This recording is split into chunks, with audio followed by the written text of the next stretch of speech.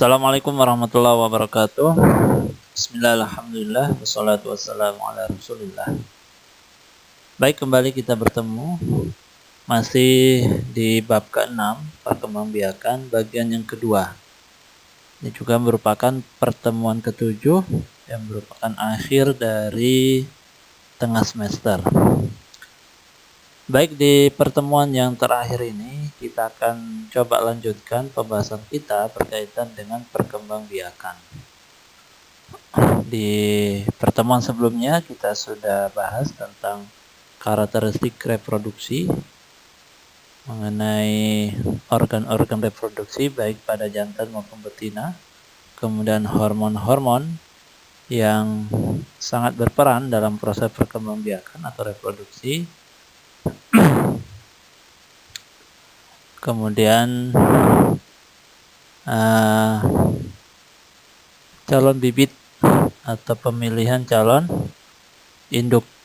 Nah, di pertemuan ke-7 ini kita akan bahas tentang manipulasi siklus estrus, kemudian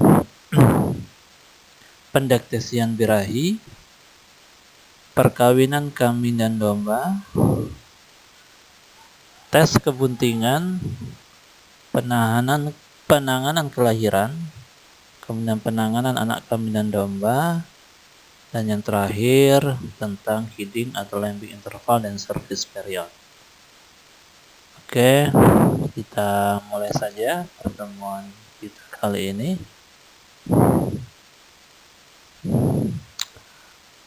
Baik, di subbab yang ketiga kita akan coba membahas tentang manipulasi siklus estrus. Kita tahu bahwa peternakan yang telah menerapkan prinsip-prinsip agribisnis akan merasa nyaman jika tingkat produksi dapat dipertahankan sepanjang tahun sesuai dengan pangsa pasar yang dikuasai. Misalkan sebuah peternakan dia sudah mampu menghasilkan atau sudah mampu mengeluarkan di saat musim Idul Kurban misalkan 300 ekor per tahun. Nah, karena peternakan tersebut sudah memiliki pasaran tetap, sudah memiliki pelanggan tetap. Nah, sehingga peternakan dia akan berusaha untuk mempertahankan pangsa pasarnya tersebut. Bagaimana 300 ekor setiap tahun ini mampu dilempar di pasaran dan terserap oleh pasar.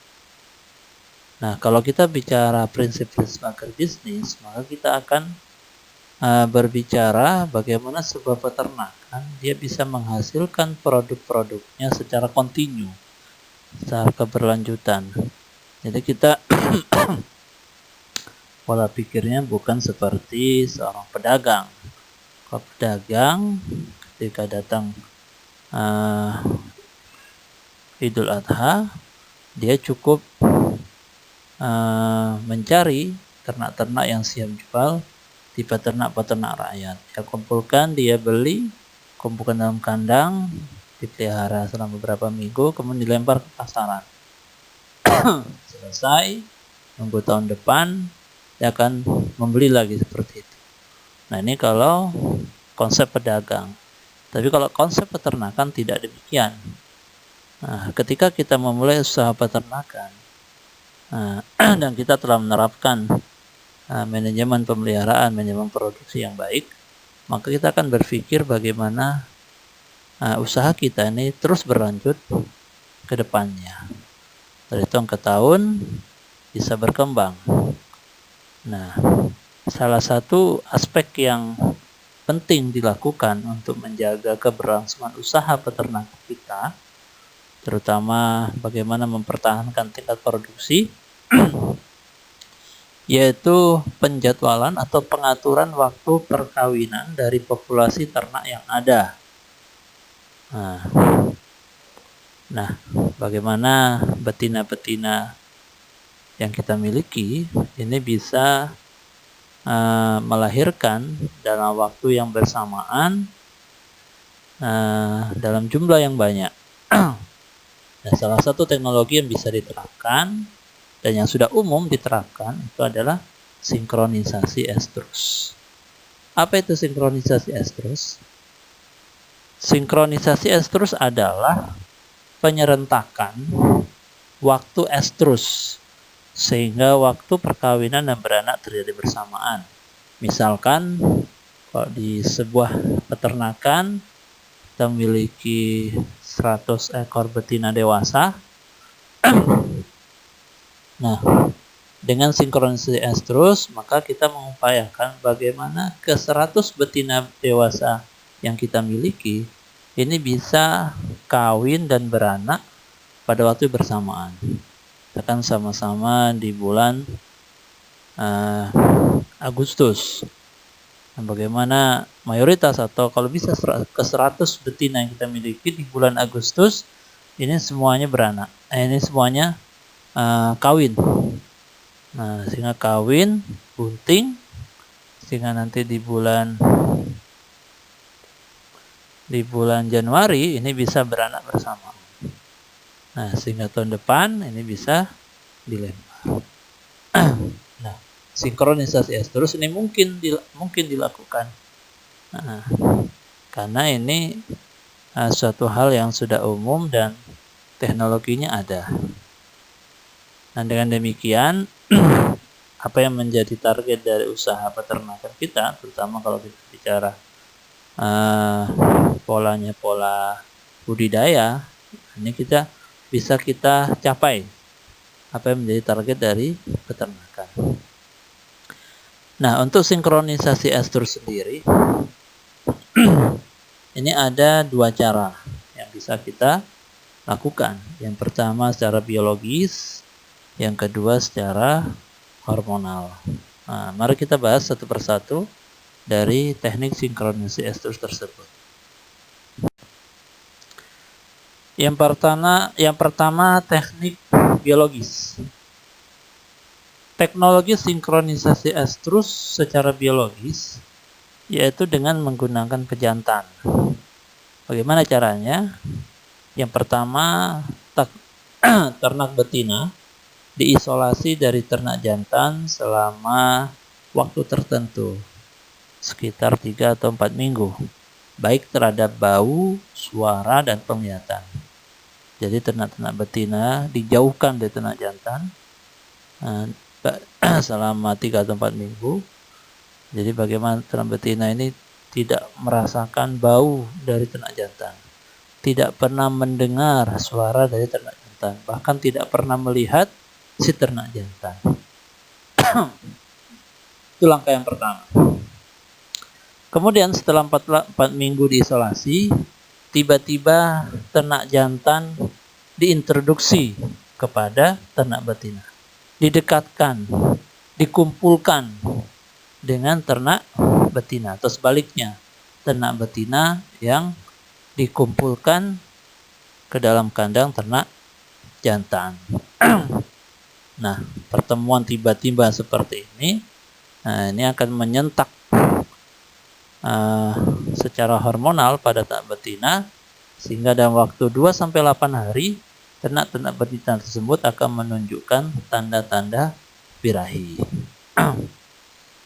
Nah, ini cara secara biologis, dan ini mudah dilakukan, murah, dan bisa dilakukan kapan saja. Namun demikian ada kelemahan dari teknik ini. Yang pertama adalah persentase ternak birahi ini lebih kecil dibandingkan kalau kita menggunakan teknik hormonal. Dan ini secara biologi berarti secara alamiah. Nah, bisa jadi ada betina-betina tertentu yang dia tidak kaget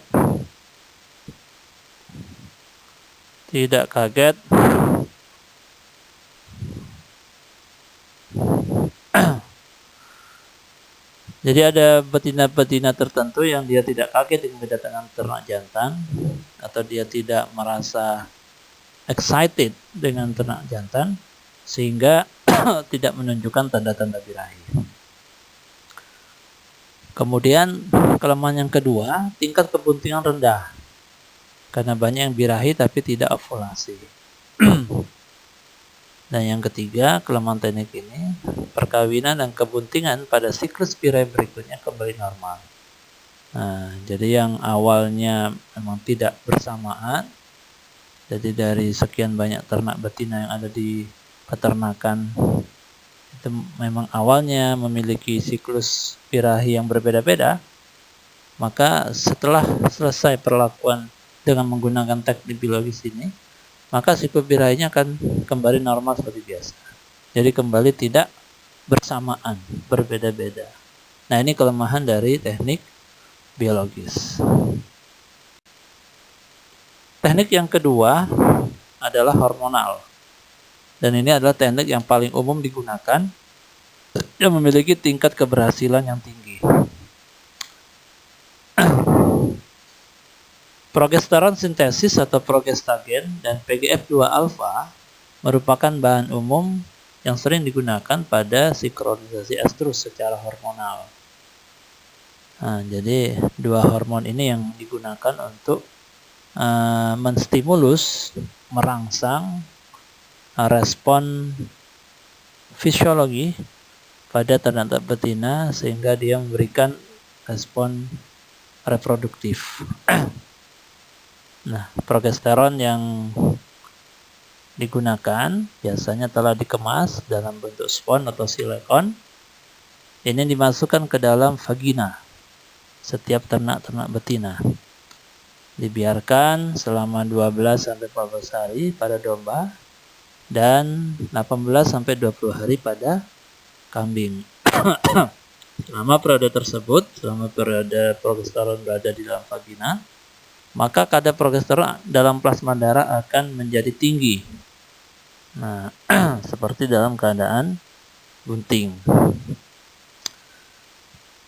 Langkah berikutnya adalah setelah 14 hari pada domba atau 20 hari pada kambing, ini spons atau silikon yang terdapat progesteron di dalamnya, ini dicabut. Sehingga dengan dicabutnya spons atau silikon yang terdapat progesteron di dalamnya, ini akan menurunkan kadar progesteron secara tiba-tiba. Nah, karena kadar progesteron turun, maka folikel ovari ini mulai berkembang. Nah, perkembangan folikel ovari ini yang menyebabkan tanda-tanda birahi mulai tampak. Nah, penggunaan progesteron secara intravaginal ini dapat menghasilkan birahi yang tersinkronisasi hingga 100%. Jadi kelebihan dari teknik hormonal dibandingkan dengan teknik biologis, ini adalah persentase sinkronisasi birahinya. Nah, kalau biologis ini rendah, tapi kalau hormonal ini bisa mencapai 100%. Karena triggernya, perangsangnya, nah itu adalah hormon.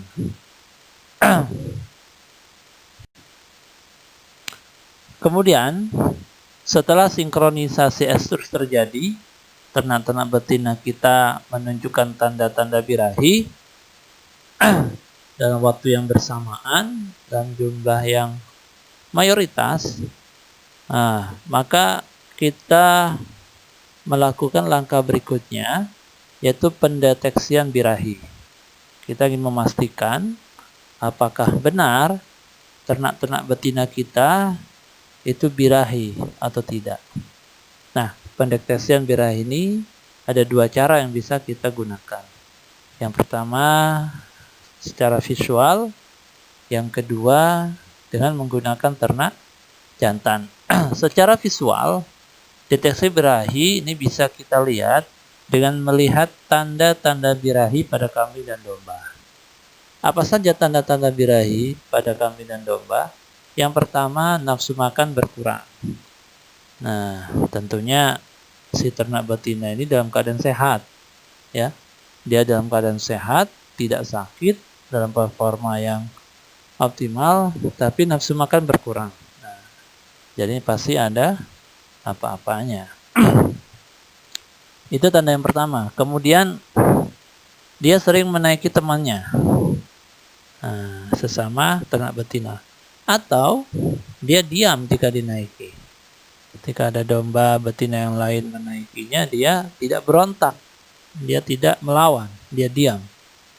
Nah, ini juga menjadi indikator bahwa si ternak betina itu sedang birahi. Kemudian tanda-tanda yang lebih tampak lagi, lebih jelas lagi, itu adalah keadaan vulvanya. Jadi kalau kita perhatikan kondisi vulva pada betina, jadi vulvanya ini agak membengkak, kemudian berwarna merah, memerah. Dan kalau kita pegang, ini lembab, ya seperti berair, banyak cairan. Nah, makanya ada istilah 3B, berem, bereh, basah. Berem itu merah, ini dari bahasa Sunda. Jadi tanda-tanda birahi ini disingkat dengan 3B, berem, bereh, basah. Berem ini merah, jadi berwarna merah, vulvanya kemerah-merahan. Bereh ini bengkak, jadi vulvanya bengkak. Kemudian basah, jadi vulvanya basah atau lembab atau keluar cairan. Kemudian ciri-ciri yang lain yaitu ekor sering digoyang-goyangkan, sering terdiam, tidak bergerak, dan mengembik. Kemudian pada pemeriksaan vagina terlihat mukosa vagina memerah, lembab, sedikit ada cairan, berarti masih awal birahi. Kemudian terlihat ada cairan bening, berarti sedang tengah birahi. Kemudian kalau terlihat mukus putih atau cairan mulai putih, tidak bening lagi, berarti sudah masuk fase akhir birahi. Nah, ini juga menjadi indikator kapan waktu yang tepat untuk mengawinkan. Maka perlu kita perhatikan kondisi dari cairan atau mukosanya. Apakah dia sedikit, bening, atau bahkan telah putih. Baik, ini pendeteksian secara visual. Nah, kemudian cara yang kedua yaitu dengan penggunaan ternak jantan. Jadi kita harus tahu bahwa ternak jantan adalah pendeteksi birahi yang paling baik. Jadi dia paham betul ketika dia berkumpul atau didekatkan pada ternak-ternak betina, sekumpulan ternak-ternak betina, dia bisa mendeteksi ternak-ternak betina mana yang sedang birahi, mana yang tidak. Jadi semacam ada sensor khusus pada ternak jantan yang bisa melihat, merasakan, oh si betina tersebut birahi, oh yang betina yang lain tidak. Nah, pada program IB biasanya pejantan digunakan sebagai pendeteksi birahi. Pejantan yang digunakan sebagai pendeteksi birahi ini sudah divasektomi, jadi sudah disterilkan, dikastrasi. Nah, tidak bisa lagi mengawini betina. Nah, jadi pejantan yang digunakan sebagai pendeteksi birahi sudah divasektomi dan dilengkapi marker di dadanya. Ada marker, ada penanda, biasanya berupa semacam cat atau serbuk berwarna, yang mana ketika si jantan menaiki si betina, maka penanda ini akan meninggalkan bekas di punggung betina. Nah, jadi kalau kita mensurvei atau mengamati mana saja betina-betina yang birahi, tinggal kita lihat bekas marker di punggung dari betina-betina tersebut. Jadi kalau kita perhatikan ada sejumlah, dan ini sangat efektif dilakukan jika ternak betinanya sangat banyak sekali, ratusan bahkan ribuan. Nah, kalau dengan tanda-tanda birahi secara visual ini agak kesulitan kalau kita melihat satu persatu dari sejumlah ternak betina yang ada.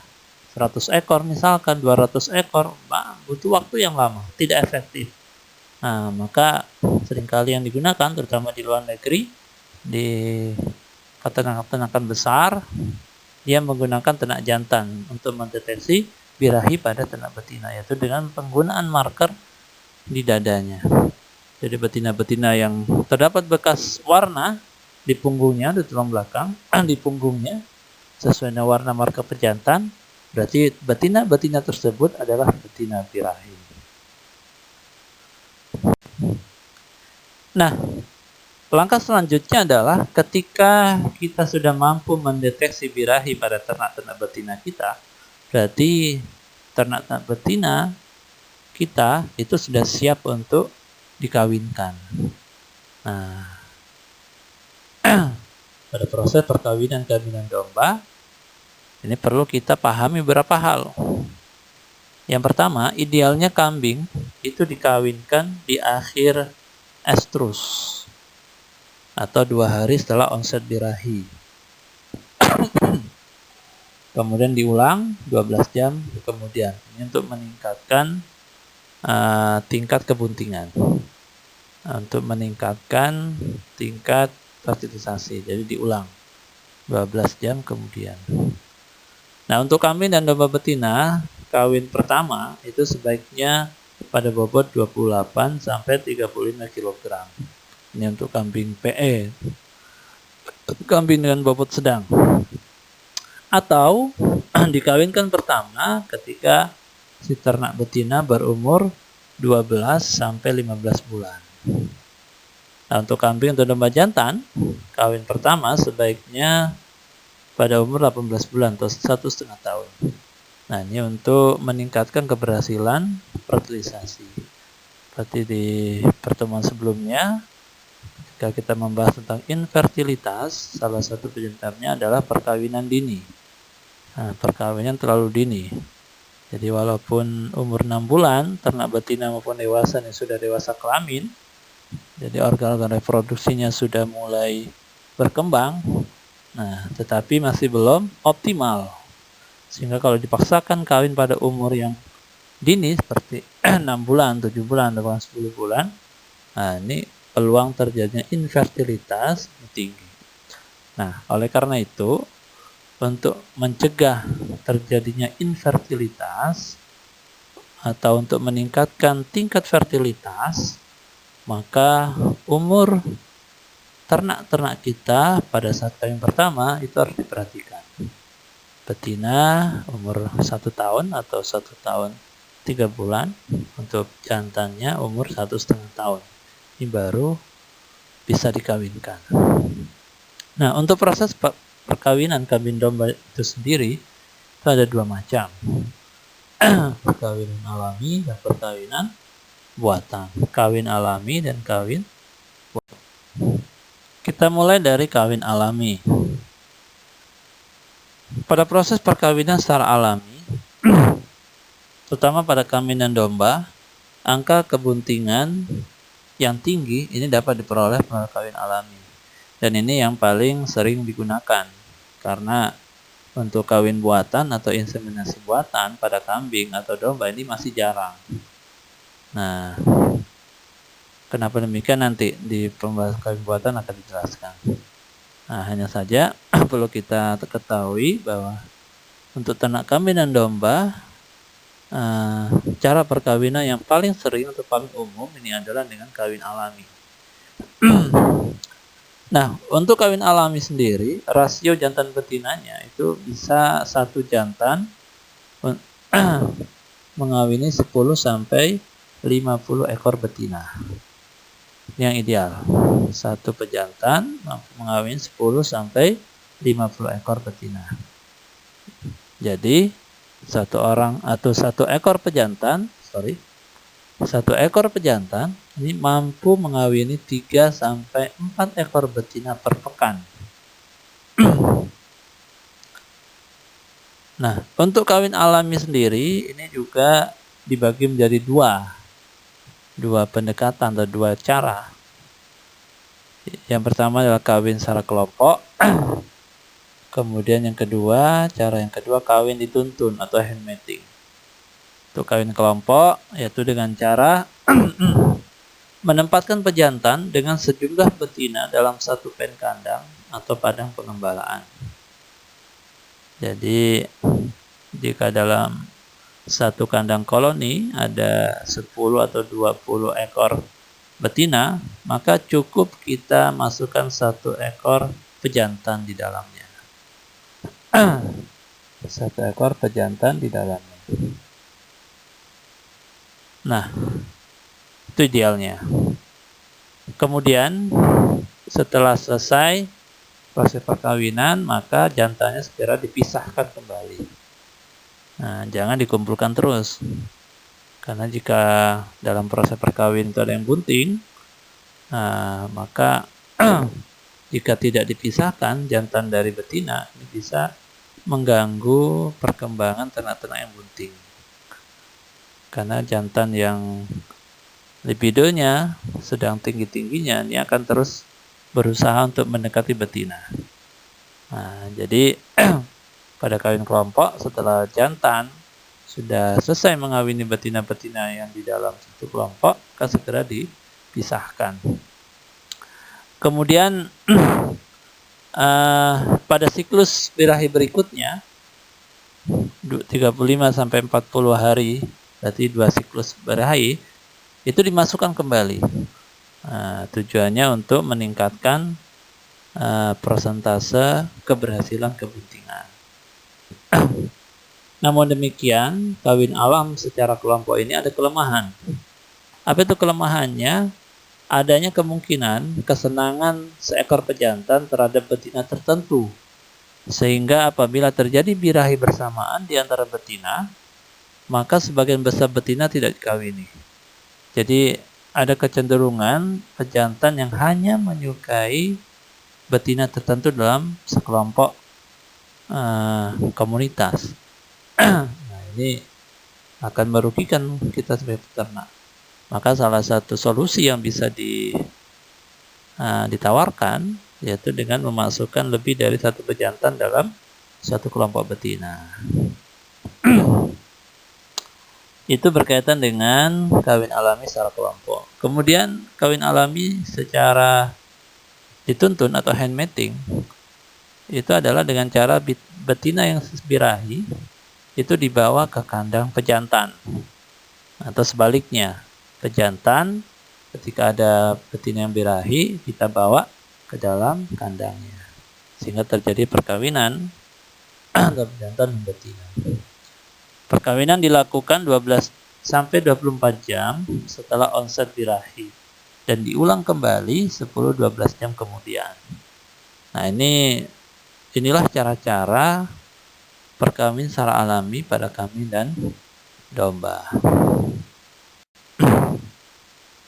Berikutnya kawin buatan. Kawin buatan ini dikenal dengan istilah inseminasi buatan atau IB. Nah, sebagaimana saya sampaikan di slide sebelumnya bahwa IB pada kambing dan domba ini tidak sepopuler pada sapi. Kalau pada sapi, sim perkawinan yang banyak digunakan adalah IB. Nah, sedangkan pada domba sebaliknya, kawin alam. Nah, apa yang menjadi kendala IB pada kambing dan domba? Yang pertama adalah sulitnya menetrasi serviks untuk mendeposisi semen di dalam uterus. Karena secara anatomi, ukuran saluran reproduksi kambing ini jauh lebih kecil daripada sapi. Nah, sehingga kita susah untuk mendeposisi semen di dalam uterus. Jadi melakukan palpasi rektal untuk menentukan posisi serviks yang menjadi acuan untuk memasukkan semen dalam uterus ini menjadi sulit karena saluran rektumnya yang terlalu kecil untuk bisa dimasuki oleh tangan kita.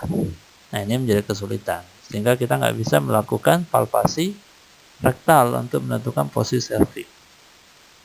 Nah, sehingga proses deposisi IB itu hanya dilakukan di depan serviks atau di dalam vagina.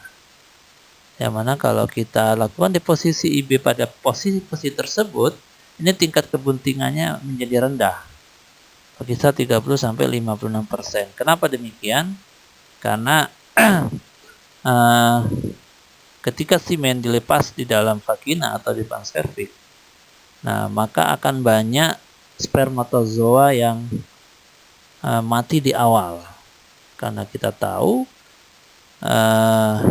suasana lingkungan dalam vagina ini asam, sedangkan spermatozoa ini tidak tahan terhadap asam, sehingga kemungkinan kematian spermatozoa dalam vagina menjadi besar. Nah, kemudian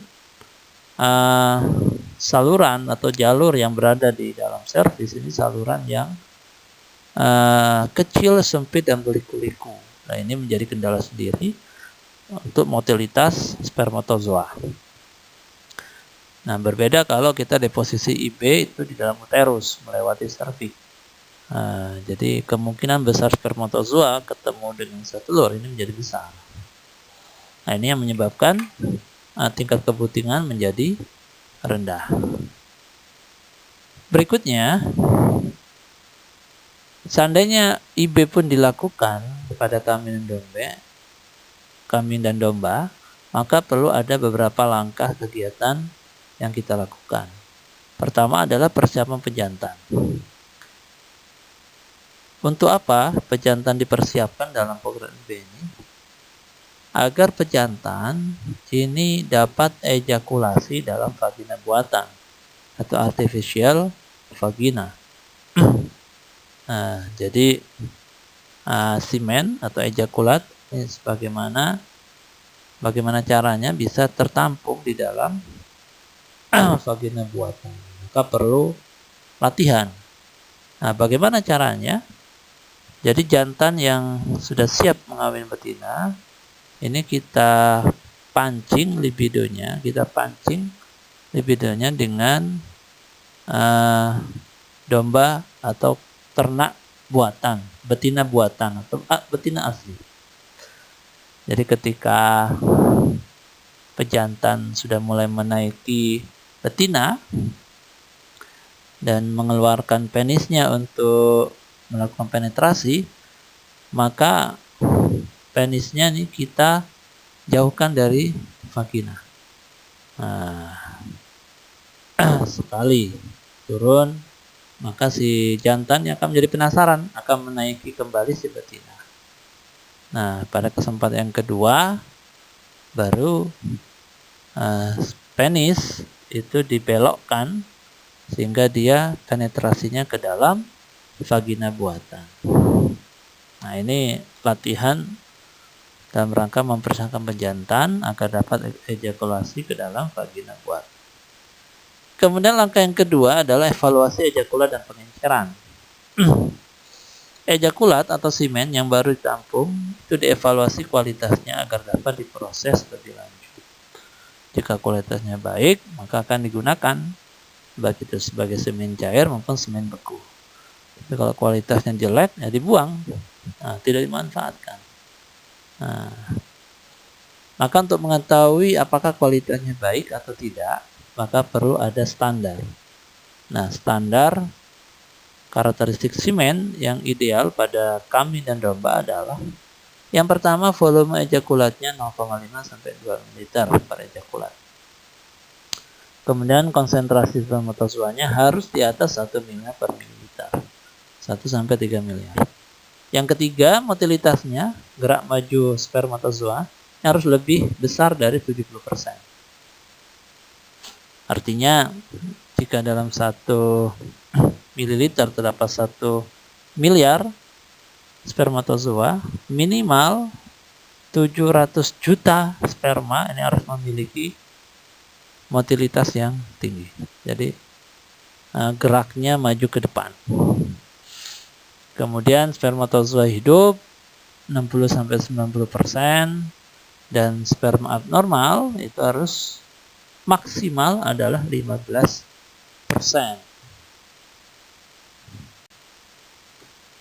Baik, berikutnya kita akan bahas tentang tes kebuntingan.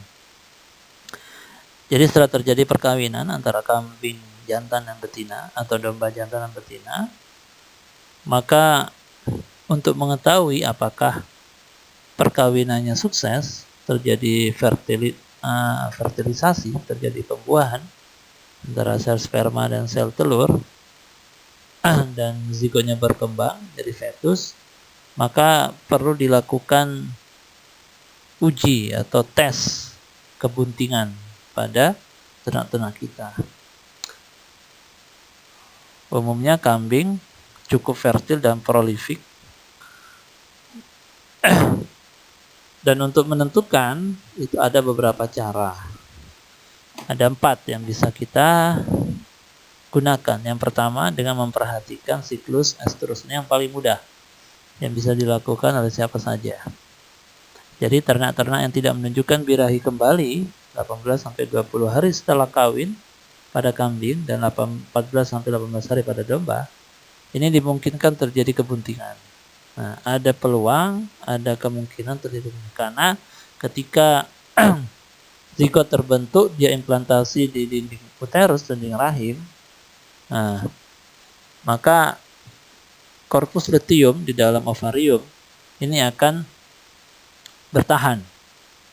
Nah, ketika korpus luteum ini bertahan, maka proses pengulangan pembentukan sel telur ini akan berhenti. Nah, sehingga tanda-tanda birahi pun akan hilang atau tidak muncul. Nah, dan demikian kemungkinan kalau tidak birahi kembali walaupun belum 100%, kalau ternak tidak menunjukkan birahi kembali setelah perkawinan, maka dimungkinkan terjadi kebuntingan. Ini cara yang pertama yang paling mudah, bisa dilakukan oleh siapa saja. Kemudian yang kedua dengan menggunakan alat ultrasonografi atau USG atau laparoskopi 20-50 hari setelah kawin. Jadi ini tidak semuanya bisa melakukan. Ini biasanya dilakukan oleh dokter hewan. Tujuannya adalah untuk melihat perkembangan ovari dan uterus. Jadi dengan menggunakan USG ini bisa melihat bagaimana kondisi ovari dan uterus. Apakah di dalam ovari ini sudah terjadi perkembangan folikul atau tidak, atau masih dalam bentuk CL. Nah, kalau dalam bentuk CL, nah berarti kemungkinan besar adalah bunting. Tapi kalau sudah terdapat folikel, sebagai primer, sekunder, degraf, kemungkinan tidak bunting. Kemudian pula dengan kita melihat dalam uterus, kalau terdapat fetus yang melekat atau implan di dalam dinding rahim, kemungkinan adalah terjadinya kebuntingan tinggi. Nah, ini bisa dilakukan menggunakan alat USG yaitu ultrasonografi. Cara yang ketiga yaitu dengan tes progesteron setelah hari ke-50 dari kebuntingan. Nah, progesteron dites kadarnya.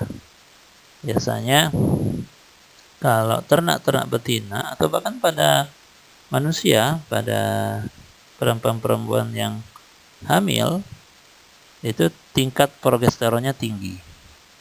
Jadi kalau ketika dites progesteron maka kadarnya tinggi di atas normal, maka kemungkinan besar ternak-ternak betina itu mengalami kebuntingan. Dan ini bisa dilakukan pada hari ke-50 setelah perkawinan. Dan yang terakhir, cara yang juga mudah dilakukan oleh siapa saja tapi memerlukan pengalaman yang tinggi, yaitu dengan menggunakan palpasi perut bagian bawah belakang. Jadi melalui perabaan di bagian perut bagian bawah belakang, tekan sampai menduga, untuk merasakan, menduga atau meraba apakah ada janin di dalamnya atau tidak. Nah, inilah beberapa cara untuk menentukan kebuntingan yang bisa kita lakukan. Baik, kita lanjutkan kembali. Jika pada tes kebuntingan disimpulkan ternak-ternak kita bunting, maka perlu ada persiapan-persiapan oleh peternak menjelang proses kelahiran nantinya. Sehingga perlu kita pahami bagaimana cara menangani kelahiran pada ternak kita, terutama kambing dan domba. Yang pertama adalah 2-3 minggu sebelum kelahiran, induk mulai ditempatkan dalam kandang beranak. Jadi yang tadinya masih berkumpul dengan betina-betina yang lain, ketika menjelang kelahiran mulai dipisahkan, ditempatkan di kandang individu, kandang khusus untuk beranak. Tujuannya adalah untuk menjaga kondisi induk bunting itu dari gangguan ternak lain. Karena kita tahu secara fisik ini rentan sekali. Sehingga apabila ada gangguan, ada benturan-benturan fisik, ada gangguan-gangguan secara fisik, makanya akan sangat berpengaruh terhadap induk dan janin yang dikandungnya. Maka yang paling bagus adalah ternak-ternak yang siap melahirkan itu dipisahkan, diletakkan di dalam kandang-kandang individu. Pada kandang individu, lantai kandangnya diberi rumput kering atau jerami kering untuk memberikan kehangatan dan kenyamanan bagi ternak yang akan melahirkan. Kemudian perlu kita amati secara seksama tanda-tanda kelahiran induk kambing atau domba. Nah, biasanya kalau sudah mendekati kelahiran, kalau pada manusia enak, dia bisa ngomong, si ibu bisa ngasih informasi ke bapaknya, atau ke bidan. Sudah mulai yang paling mudah, yang paling cepat tanda-tanda kelahiran kalau pada manusia itu adalah kontraksi yang sudah dengan frekuensi yang sering, kemudian keluar flek-flek darah di saluran reproduksinya, hitam kecokatan. Nah, tapi kalau pada kambing nggak bisa ngasih tahu apakah dia sedang kontraksi atau tidak. Maka peternak yang harus mawas diri, yang harus paham bagaimana tanda-tanda kelahiran pada induk kambing atau domba. Beberapa tanda-tanda kelahiran dari induk kambing domba, yang pertama adalah betina sering bengong. Betina sering bengong dan menggaruk-garuk kakinya. Kemudian kalau dia masih dikumpulkan di kandang koloni, dia sering menyendiri. Dia berpisah dari kawanannya, dari komunitasnya. Kemudian yang paling tampak lagi yaitu dia sudah mulai merejan dan keluar cairan dari vulva. Nah, inilah beberapa tanda-tanda kelahiran yang perlu kita ketahui sehingga pada saatnya induk kambing atau domba melahirkan, kita bisa berada di tempat dan membantu bila diperlukan. Karena secara alamiah induk kambing atau domba ini mampu melahirkan sendiri. Tapi ada kasus-kasus tertentu yang mana ternak betina ini tidak mampu lahir normal, tidak mampu melahirkan sendiri, sehingga perlu dibantu oleh manusia, oleh peternak itu sendiri. Nah, kelahiran kembar adalah umum pada kambing atau domba. Kembar 2, kembar 3, atau kembar 4. Ini umum. Terutama kembar 2, ini yang paling umum. Kecuali pada kambing atau domba yang baru beranak. Biasanya baru beranak atau pertama kali beranak itu 1. Umumnya kelahiran terjadi 3 jam setelah tanda-tanda kelahiran terlihat. Jadi setelah kita melihat tanda-tanda kelahiran, si betina sudah mulai garuk-garuk kaki, sudah mulai merejan, sudah mulai keluar cairan vulva. Nah, kurang lebih 3 jam kemudian, ini kemungkinan besar mulai melahirkan. Nah, namun jika dalam 30 menit setelah merjan belum ada tanda-tanda fetus keluar, nah maka diperlukan bantuan. Disinilah kesiapan peternak atau kesiagaan peternak untuk membantu proses kelahiran. Kesulitan beranak atau distokia ini umumnya terjadi jika lebih dari satu anak berada di saluran beranak. Atau juga kesulitan beranak juga terjadi bila fetus terlalu besar. Atau juga posisi fetus dalam saluran beranak tidak normal. Nah, ini yang mengakibatkan kesulitan beranak atau distokia. Maka ini perlu bantuan medis dari dokter hewan atau peternak jika dia sudah memiliki pengetahuan yang cukup dan pengalaman. Selanjutnya,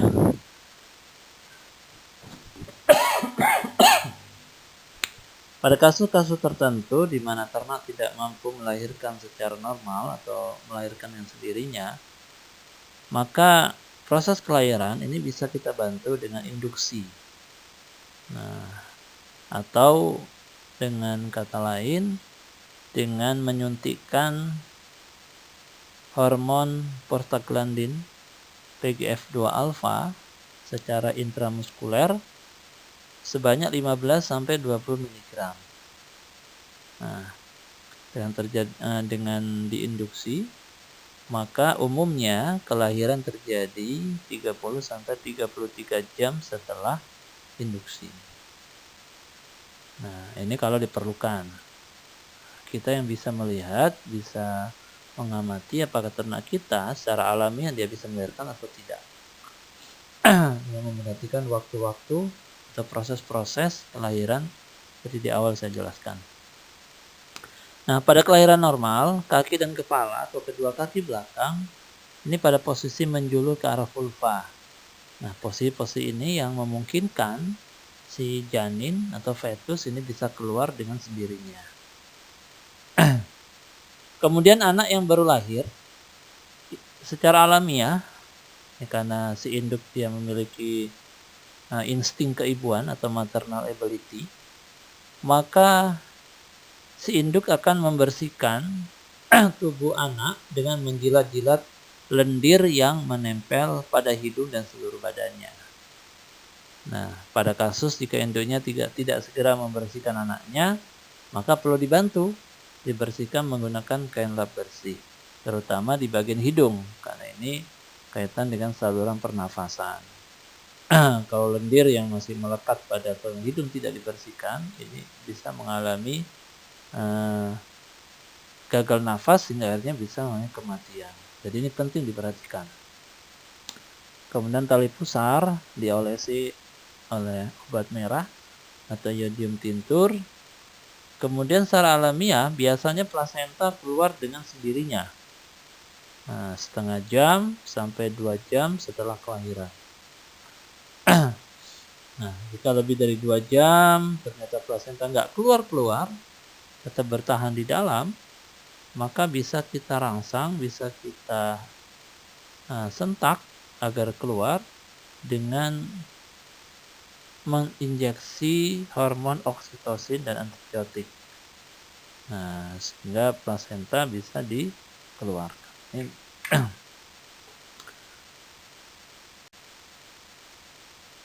Baik, kita lanjutkan kembali penanganan anak kambing dan domba setelah proses kelahirannya berhasil, perada kritis sudah dilalui, maka perlu pengetahuan tentang bagaimana menangani anak-anak kambing pada usia prasapi.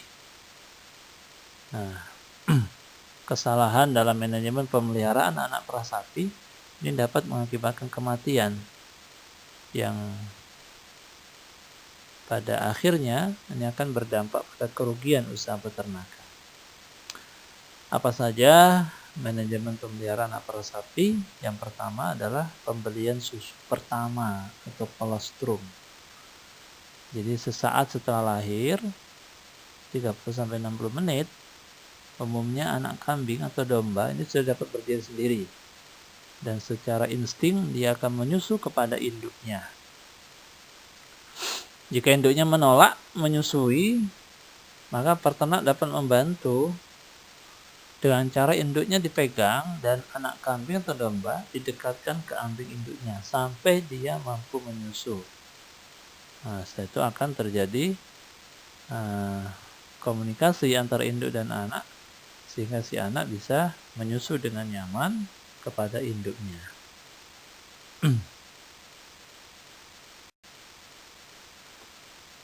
Kemudian yang kedua adalah pemisahan anak langsung sejak lahir.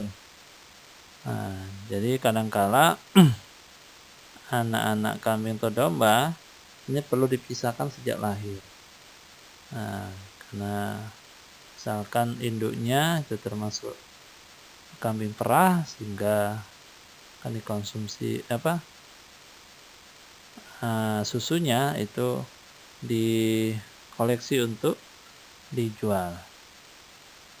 Maka pada proses pemisahan anak langsung sejak lahir ini bertujuan mengajarkan anak kambing atau domba minum susu melalui botol dot. Nah, kalau dari awal dia terbiasa minum dari botol dot, maka waktu-waktu berikutnya dia akan mudah untuk minum dari botol dot.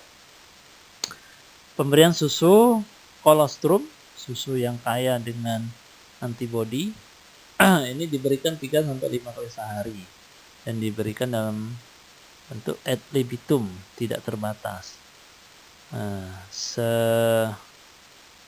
Sekenyangnya dari anak-anak kambing domba. Anak yang dipisahkan langsung dari induknya kemudian ditempatkan di box yang telah diberi alas garam kering dan terhindar dari terpaan angin langsung. Jika cuaca dingin, box dapat ditambahkan lampu pemanas agar anak kambing atau domba tidak kedinginan. Baru setelah umur 2 minggu, anak-anak kambing atau domba tersebut dipindahkan ke kandang koloni, ke kandang anak para sapi. Kemudian yang ketiga, pemisahan sementara. Pemisahan sementara ini bertujuan untuk mempersiapkan anak-anak kambing untuk disapih. Nah, biasanya proses pemisahan itu dilakukan di malam hari. Jadi si anak dipisahkan dari induknya pada malam hari untuk memudahkan proses penyapihan. Tahapannya yang pertama, anak dipisah dari induknya di sore hari dan ditempatkan di dalam box. Kemudian susu induk diperah untuk dikonsumsi di pagi harinya, keesokan harinya. Kemudian setelah besoknya, kembalikan anak pada induknya dan biarkan bersamsi induk sampai sore hari. Di menjelang malam pada hari berikutnya baru dipisahkan kembali. Lakukan secara berulang sampai waktu yang diinginkan. Umumnya anak kambing atau domba ini disapi pada umur 3 atau 4 bulan. Nah, selama periode tersebut mulai diperkenalkan dengan pakan hijauan dan konsentrat.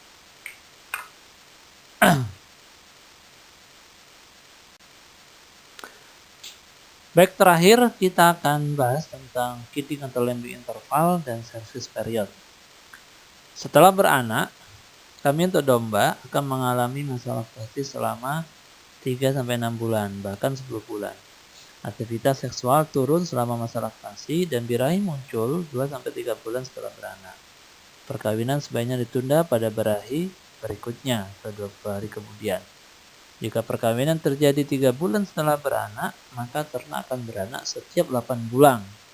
Nah, ini yang disebut dengan kidding interval. Jadi kalau kidding interval itu adalah selang beranak pada domba. Pada kambing. Tapi kalau lambing interval itu adalah jarak beranak pada domba. Nah, jadi kidding interval itu adalah selang beranak. Jadi periode dari beranak pertama ke beranak berikutnya. Nah, kalau pada kambing disebut dengan kidding interval. Kalau pada domba disebut dengan lambing interval. Nah, kalau pada sapi itu disebut dengan calving interval. Nah, pada domba atau kambing, lambing intervalnya atau killing intervalnya itu adalah 8 bulan. Nah, ini skema periode produksi pada kambing dan domba. Nah, jadi ini gambarannya. Jadi kalau pada bulan pertama, pada bulan pertama si betina melahirkan, maka akan mulai memproduksi susu. Nah, ini disebut dengan awal laktasi. Kemudian masa laktasi ini akan berlangsung terus sampai 6 bulan. Nah, pada bulan yang ketiga di masa laktasi, ini adalah periode di mana ternak-ternak kita sudah siap untuk dikawinkan kembali. Nah, pada bulan ketiga siap dikawinkan, dan apabila terjadi kebuntingan, maka si ternak akan mengalami masa kebuntingan selama 5 bulan. Pada bulan keempat sampai bulan ke-8. 1, 2, 3, 4, 5. 5 bulan terjadi proses atau masa kebuntingan.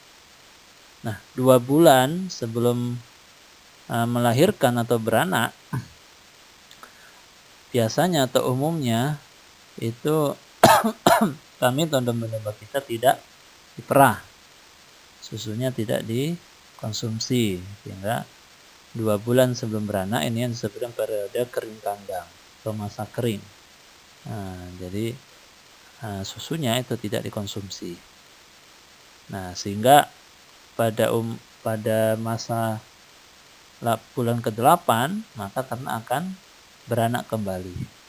Begitu seterusnya. Sehingga dengan teori seperti ini, dengan pengaturan jadwal seperti ini, maka dalam waktu 24 bulan atau 2 tahun, seekor kambing atau ternak kambing atau domba ini mampu beranak sampai 3 kali. Nah, sehingga bisa kita proyeksikan berapa tingkat produksi dari peternakan kita. Nah, ini yang menjadi target dalam usaha peternakan yang sudah berkonsep agribisnis. Jadi kalau kita sudah mengelola peternakan kita dalam skala bisnis, skala agribisnis, dan skala usaha yang besar, maka penjadwalan atau pengaturan reproduksi seperti pada skema periode produksi pada gambar yang kalian lihat ini menjadi penting. Nah, ini adalah target usaha, ini adalah rencana usaha, sehingga dalam waktu 2 tahun seekor betina bisa 3 kali beranak, sehingga bisa kita proyeksikan dalam waktu 2 tahun berapa banyak peningkatan produksi dari usaha kita.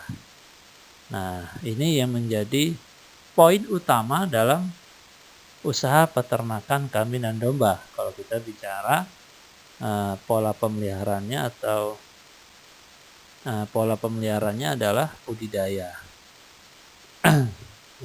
Ataupun pembibitan juga seperti ini. Nah, baik teman-teman mahasiswa, demikian penjelasan saya berkaitan dengan perkembangbiakan atau reproduksi pada kambing dan domba. Ini adalah pertemuan yang terakhir, yang ke-7. Tetap ada kuis di akhir pembelajaran, dan berikutnya nanti kita akan coba perluas. Kita akan uji pemahaman kalian tentang materi-materi yang sudah saya jelaskan mulai dari pertemuan pertama sampai pertemuan yang ke-7 ini di UTS atau ujian tengah semester. Untuk waktunya akan diinformasikan berikutnya. Kalau ada pertanyaan, sebagaimana biasa, silakan japri ke WA saya. Kalau saya bisa menjawab, akan saya jawab. Kalau lama tidak dijawab, berarti saya belum menemukan jawaban yang pas. Nah, jadi mohon dimaklumi. Mungkin itu saja yang bisa saya jelaskan, yang bisa saya berikan kepada kalian. Mudah-mudahan bermanfaat, ada kebaikan di dalamnya. Kurang lebih mohon maaf. Subhanakallahumma wa bihamdika asyhadu an la ilaha illa anta astaghfiruka wa atubu ilaik. Assalamualaikum warahmatullahi wabarakatuh.